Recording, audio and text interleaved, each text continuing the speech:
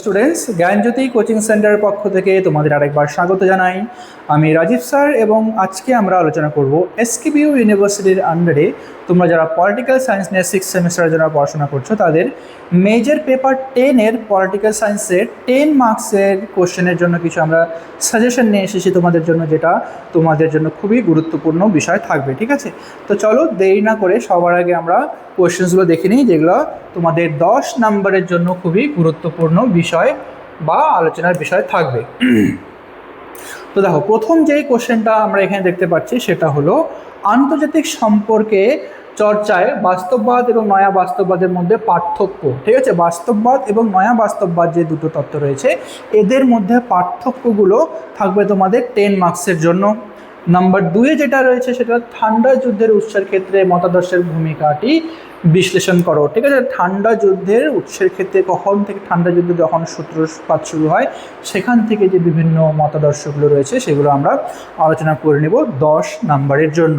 3 নম্বরে রয়েছে ইউরোপীয় অর্থনৈতিক সংস্থা থেকে ইউরোপীয় ইউনিয়ন পশ্চিম ইউরোপের ওপর পশ্চিম ইউরোপের উত্তরণ আলোচনা করো। ঠিক আছে, যে ইউরোপীয় ইউনিয়ন থেকে পশ্চিম ইউরোপে যে উত্তরণ আস্তে আস্তে সেখানে এসেছে তা নিয়ে আমরা বিস্তারিতভাবে আলোচনা করব, বা এটা থাকবে তোমাদের 10 নম্বরের জন্য খুবই গুরুত্বপূর্ণ কোশ্চেন। অথবা ইউরোপীয় অর্থনৈতিক সংস্থা থেকে ইউরোপীয় ইউনিয়নে পশ্চিম ইউরোপের উত্তরণ আলোচনা করো।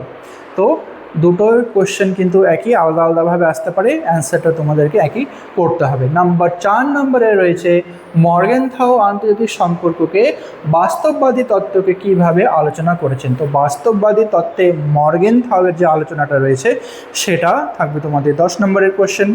অথবা হ্যান্স জে মর্গেনথাউ এর ধ্রুপদী বাস্তববাদ তত্ত্বটি বিস্তারিতভাবে আলোচনা করো। অথবা আন্তর্জাতিক সম্পর্কের ক্ষেত্রে বাস্তববাদের যে মূলনীতি এই মূলনীতিটি আলোচনা করো। যদি এই মূলনীতিটি বলে, এই কোশ্চেনটাও যদি আসে, এখানেও তোমাদেরকে মর্গেনথাউয়ের নীতিগুলোকে বিশ্লেষণ করতে হবে। ঠিক আছে, আচ্ছা 5 নম্বরের যেটা রয়েছে ঠান্ডা লড়াই বলতে কী বুঝো এবং ঠান্ডা লড়াইয়ের ঐতিহাসিক পটভূমি। তো ঠান্ডা লড়াই যে এই কোশ্চেনটা, এটা কিন্তু তোমাদের খুবই গুরুত্বপূর্ণ ইম্পর্ট্যান্ট একটা কোশ্চেন, এটা কিন্তু অবশ্যই ভালো করে পড়ে নেবে। ঠিক আছে, আচ্ছা 6 নম্বরে রয়েছে আন্তর্জাতিক সম্পর্কের উদারবাদী দৃষ্টিভঙ্গি আলোচনা করো। তো আন্তর্জাতিক সম্পর্কের ক্ষেত্রে উদারবাদী যে দৃষ্টিভঙ্গিটা রয়েছে এই ব্যাপারেও আমার একটা বিস্তারিত নোটস রয়েছে, সেই নোটসটাও তোমরা দেখে নিতে পারো এবং এই নোটসটা কিন্তু ভালো করে তোমরা পড়ে যাবে। আচ্ছা, নেক্সটে রয়েছে যে আন্তর্জাতিক সম্পর্কেরই অথবা একটা কোশ্চেন দিতে পারে যেটা আন্তর্জাতিক সম্পর্কের অধ্যয়নে উদারনীতিবাদ সম্পর্কে আলোচনা করো। ঠিক আছে, তো আন্তর্জাতিক সম্পর্কের যে উদারনীতিবাদ যে একটা নোটস, সেই নোটসটাও আমার চ্যানেলে দেওয়া রয়েছে, বিস্তারিতভাবে আলোচনা করা হয়েছে, সেটাও তোমরা সেখান থেকে দেখে নিতে পারবে। 7 নম্বরে রয়েছে ভারতের বিদেশ নীতির প্রধান প্রধান বৈশিষ্ট্যগুলো আলোচনা করো। ঠিক আছে, বিদেশ নীতি যে রয়েছে ভারতের, এই বিদেশ নীতির প্রধান প্রধান যে বৈশিষ্ট্যগুলো এটা থাকবে তোমাদের 10 নম্বরের ইম্পর্টেন্ট কোশ্চেন।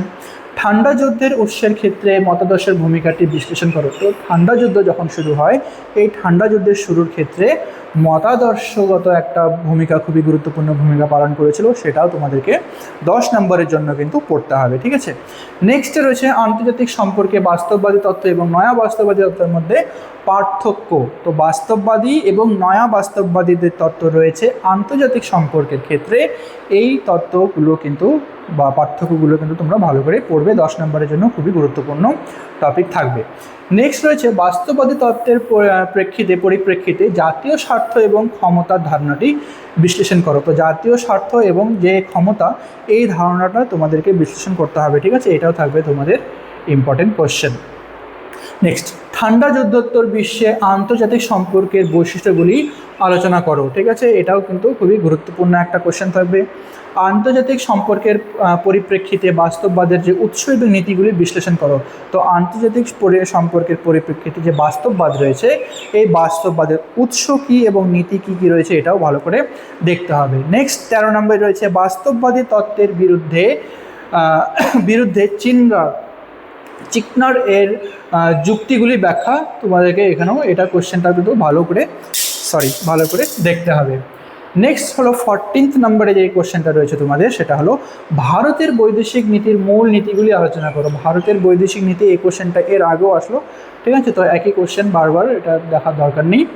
নেক্সট 15 নম্বরে পৃথক শাস্ত্র হিসেবে আন্তর্জাতিক সম্পর্কের উৎপত্তি এবং বিবর্তন আলোচনা করো। আন্তর্জাতিক সম্পর্কের উৎপত্তি, আলাদা আলাদা শাস্ত্র বা পৃথক শাস্ত্রের উৎস হিসেবে আন্তর্জাতিক যে উৎপত্তি, আন্তর্জাতিক সম্পর্কের উৎপত্তি এবং কি করে এই আন্তর্জাতিক সম্পর্কের বিবর্তন হয়েছে, এই বিবর্তন সম্পর্কে তোমরা ভালো করে পড়ে নেবে। 10 নম্বরের জন্য কিন্তু এটা খুবই গুরুত্বপূর্ণ একটা টপিক। অথবা আন্তর্জাতিক সম্পর্কের উৎস এবং বিবর্তনের প্রক্রিয়াটি আলোচনা করো, অথবা আন্তর্জাতিক সম্পর্কের বিবর্তন আলোচনা করো। এই তিনটে কোশ্চেন কিন্তু একই উত্তর হবে, ঠিক আছে।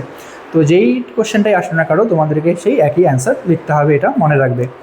আচ্ছা, নাম্বার 16তে যেটা রয়েছে, আন্তর্জাতিক সম্পর্কের বিকল্প দৃষ্টিভঙ্গি হিসেবে নারীবাদের উদ্ভব এবং বিকাশ আলোচনা করো। তো আন্তর্জাতিক সম্পর্কের ক্ষেত্রে যে নারীবাদ যে বিষয়টা রয়েছে, এই নারীবাদটাও কিন্তু তোমরা ভালো করে দেখে নেবে। অথবা আন্তর্জাতিক সম্পর্কে নারীবাদী তত্ত্বের মূল যুক্তিগুলি সংক্ষেপে আলোচনা করো।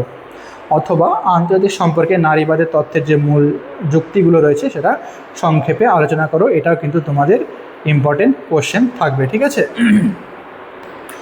আচ্ছা, তো ভিডিওটি শেষ করার আগে তোমাদের জন্য একটা গুরুত্বপূর্ণ ঘোষণা, যেটা হলো এখনই যদি তুমি আমাদের এই অফিসিয়াল নাম্বার যে দুটো রয়েছে, এই অফিসিয়াল নাম্বারে যদি যোগাযোগ করে নাও, তাহলে আমাদের যে মেজর এবং মাইনর যে কোর্সগুলো ছিল, ঠিক আছে, মেজর কোর্স ছিল আমাদের পুরো সেমিস্টারের কোর্স ফি শুধুমাত্র যে 1199, ঠিক আছে, মেজর, এবং মাইনর যে কোর্স ছিল আমাদের সেই পুরো সেমিস্টারের কোর্স ফি ছিল 699। তো এখনই যদি এইমাত্র তুমি আমাদের অফিসিয়াল নাম্বারে যদি কল করে আমাদের এখানে শুধুমাত্র 99 রুপিসে যদি রেজিস্ট্রেশন করো, তাহলে এই সম্পূর্ণ কোর্স তোমরা একদম ফ্রিতে পেয়ে যাবে, ঠিক আছে। সম্পূর্ণ কোর্স, সেটা মেজরের কোর্স হোক বা মাইনরের কোর্স, পুরো কোর্স তোমরা 99 রুপিসে শুধুমাত্র রেজিস্ট্রেশনের টাকা দিয়ে বাকি কোর্স ফ্রিতে পেয়ে যাবে। সেটা থাকবে প্রথম 100 জন স্টুডেন্টের জন্য, এবং পরবর্তী 100 জন স্টুডেন্ট যারা পাচ্ছ তোমরা কিন্তু পুরো কোর্স 50% অফে পেয়ে যাবে, ঠিক আছে। তো এই সুযোগটা এখনই যদি তোমরা উপভোগ করতে চাও, তাহলে আমাদের অফিসিয়াল নাম্বারে যোগাযোগ করে নিতে পারো। তো ভিডিওটি ছিল আজকে এই পর্যন্তই। ভিডিওটি ভালো লেগে থাকলে অবশ্যই লাইক আর কমেন্ট করো। দেখা হবে পরবর্তী ভিডিওতে নতুন কোনো টপিক নিয়ে। ততক্ষণ পর্যন্ত ভালো থেকো, সুস্থ থেকো।